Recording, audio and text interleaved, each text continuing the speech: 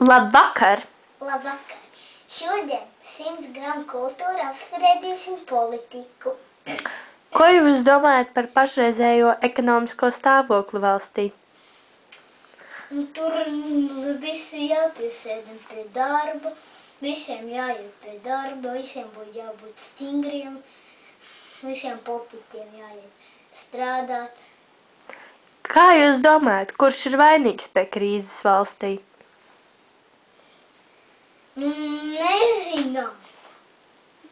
Vai jūs pats neesat vainīgs? Nē. Vai jūsu konču krājumi nav izraisījuši robu budžetā? Nē. Mēs nekrājām nekādus kontus. Kā tad ar jūsu kontrabandas slēpni? Saldumiem skapītī.